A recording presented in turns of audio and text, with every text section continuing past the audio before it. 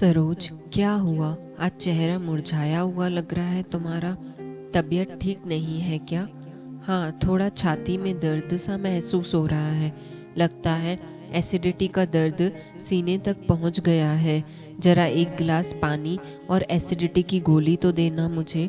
हाँ, अभी देता हूँ। तुम घबराओ नहीं। गोली खाकर सरोज सो गई। सोचा रसोई में नाश्ते के बर्तन पड़े हैं जूठे, वह साफ कर देता हूँ और दोपहर के लिए दाल चावल चढ़ा देता हूँ। कुकर में उसकी तबीयत खराब है, आज उसको परेशान नहीं कर सकता। उसे कुछ हो जाएगा तो मैं अकेला कैसे जीऊँगा? आजकल यही चिंता सताती रहती है मुझे। मेरी उम्र 75 साल की हो गई है और वह 70 साल की है। जानता हूँ दोनों एक साथ नहीं मरेंगे, एक आगे जाएगा तो एक पीछे, लेकिन जो भी पीछे जाएगा वह अकेला रह जाएगा।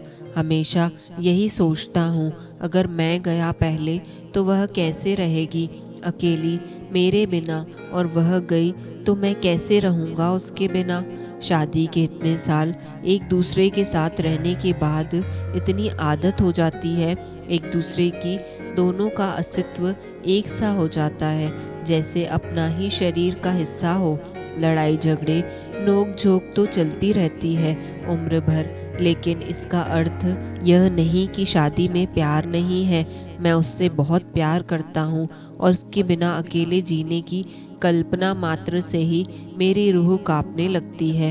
हम दोनों अकेले रहते हैं। एक बेटा है, अमेरिका में रहता है अपने बीवी बच्चों के साथ। फोन पर बात होती है रोज, हर महीने पैसे भेजता है वह। कहता है पापा आप इधर आ जाओ मेरे पास रहने के लिए, पर हम ही नहीं जाते। ऐसा अक्सर मैं लोगों से कहता हूँ जब भी वह मेरे बेटे के बारे में पूछते हैं। दरअसल मेरा बेटा इसी शहर में रहता है अपने परिवार के साथ। पहले हम सब साथ रहते थे, पर हम लोगों के आपस में बनी नहीं और हम अलग हो गए। मेरे पास 2 घर हैं, एक 2 कमरों का, एक 3 कमरों का। मैं सरोज को लेकर 2 कमरों वाले घर में शिफ्ट हो गया। मैं अपने बुढ़ापे के दिन इज्जत और शांति से गुजारना चाहता था, इसीलिए अलग हो गया। मैं और सरोज दोनों की सरकारी नौकरी थी, हमें पेंशन मिलती है जिससे हमारी गुजर बसर आसानी से हो जाती है।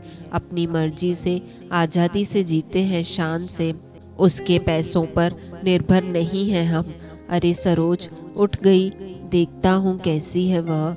मैं ठीक हूँ अशोक, अब चलो खाना बना देती हूँ। नहीं रहने दो, मैंने बना दिया है। सरोज की आंखों में मुझे नमी दिखी। अशोक कितने दिनों से आदित्य का फोन नहीं आया है, उससे बात करने का मन कर रहा है। मैंने किया था फोन उसे, उसने कहा बिजी है वह, बाद में बात करेगा। मैं जानती हूँ उसका बाद कभी नहीं आएगा। 1 महीने से आदित्य से बात नहीं हुई थी।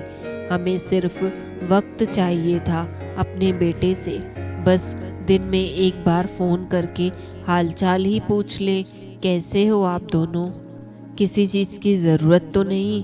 कोरोना का समय है, काम वाली ने आना बंद कर दिया है। कैसे तो बुढ़ापे में एक दूसरे को संभाल रहे हैं। उसे एक बार भी नहीं लगा हमें उसकी जरूरत होगी। वक्त ही तो मांगा था, पैसा तो नहीं।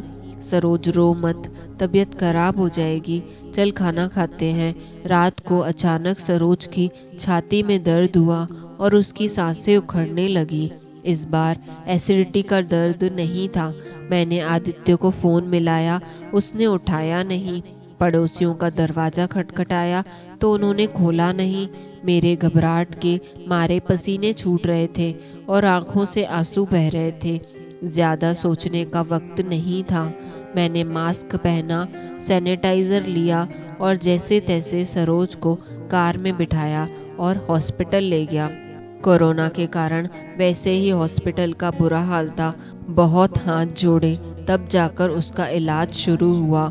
वो आईसीयू में थी, उसे दिल का दौरा पड़ा था। डॉक्टर रिद्धिमा ने बताया, बड़ी भली लड़की थी, उसी ने सब मदद की, मुझे चाय तक ला कर दी। मैंने बेटे को फिर फोन लगाया, इस बार उसने फोन उठा लिया। तुम्हारी माँ को दिल का दौरा पड़ा है, जल्दी हॉस्पिटल आ जाओ, वह आईसीयू में है। पापा, मैं अमेरिका में हूँ अपने परिवार के साथ। 1 महीना हो गया है मुझे यहाँ आए हुए। कोरोना के शुरू होने से पहले ही मैं यहाँ आ गया था। अच्छा जॉब ऑफर था, छोड़ नहीं सकता था। तूने जाने से पहले बताना, हमें मिलना जरूरी नहीं समझा? ऐसे कैसे चला गया तू बिन बताए? माँ बाप हैं हम तेरे, शर्म आनी चाहिए तुझे। नहीं, शायद हमें कि हमने ऐसी संतान को जन्म दिया। सॉरी पापा, सब कुछ बहुत जल्दी में हुआ। नए देश में सेटल होना, सब तैयारी करने में वक्त ही नहीं मिला। माँ का ख्याल रखना, मैं पैसे नहीं बेच पाऊंगा। कोरोना के कारण अमेरिका में हालात खराब हैं। यह वाला नंबर बंद करने वाला हूँ, नए नंबर से कॉल करूंगा, सेव कर लेना। यह कहकर उसने फोन रख दिया। पैसे के लिए फोन नहीं किया था, मैंने तो अपना बेटा समझकर फोन किया था।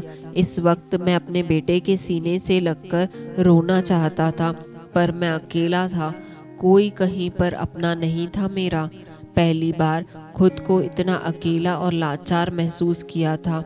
मेरी आंखों से आंसू बह रहे थे। आज 2 दिन हो गए थे सरोज को आईसीयू में। वो खतरे से बाहर थी, लेकिन दवाइयों के असर के कारण नींद में थी, बात करने की स्थिति में नहीं थी। बार बार हॉस्पिटल के चक्कर काटने के कारण मुझे बुखार आ गया तेज, और मैं आईसीयू के बाहर ही चक्कर खाकर गिर पड़ा। मुझे कोरोना हो गया था।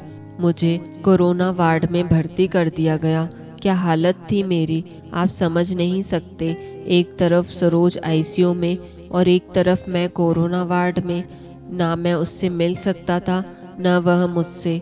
बस मुंह से एक ही बात निकल रही थी, भगवान कभी किसी को बूढ़ा लाचार ना बनाए। बीमारी बुढ़ापे की कमर तोड़ देती है और सहारा देने वाला कोई नहीं होता। हम दोनों को सहारे की जरूरत थी, पर कोई सहारा देने वाला नहीं था। कोरोना से मैं ठीक हो गया था, सरोज भी वार्ड में शिफ्ट हो गई थी, मगर मैं अभी उससे मिल नहीं सकता था। कुछ दिन मुझे और आइसोलेशन में रहना था, उसको मुझसे इन्फेक्शन हो सकता था। डॉक्टर रिदिमा मेरी सारी कहानी फोन पर सुन चुकी थी। वो जान गई थी हम अकेले हैं।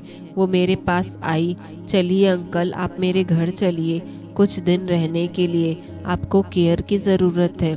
नहीं बेटा, तुमने कहा यही बहुत है, मैं कर लूंगा अपनी देखभाल कैसे भी। तुम परेशान मत हो।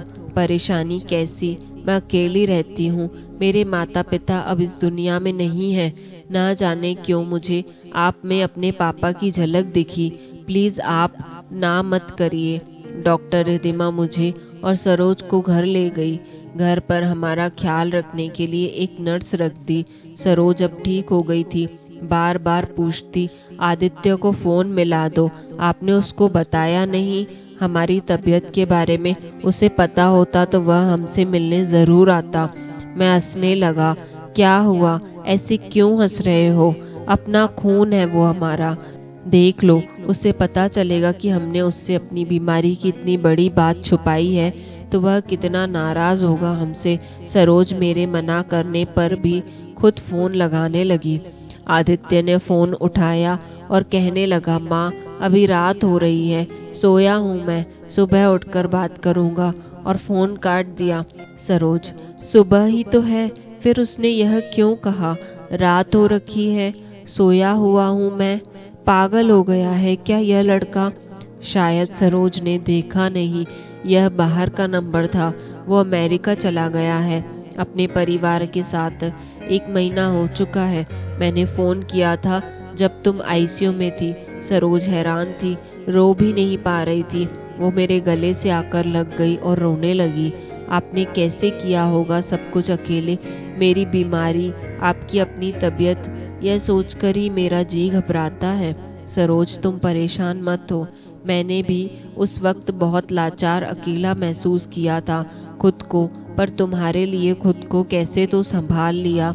जब तक तुम हो मेरे साथ तब तक मैं बूढ़ा जरूर हूँ, पर लाचार और अकेला नहीं। सरोज डॉक्टर रिदिमा के कमरे में गई कहने के लिए कि अब हम जाना चाहते हैं अपने घर। देखा तो रिदिमा बुखार से तप रही थी।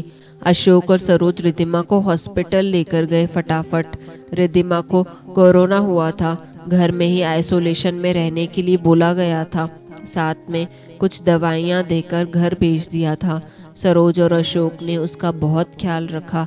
रिद्धिमा के ठीक होने के बाद अशोक ने कहा अब वह जाना चाहते हैं अपने घर। बहुत तकलीफ दी तुम्हें बेटा, शुक्रिया कहकर जो तुमने हमारे लिए किया मैं उसका अपमान नहीं करना चाहता। भगवान तुम्हें हमेशा खुश रखे।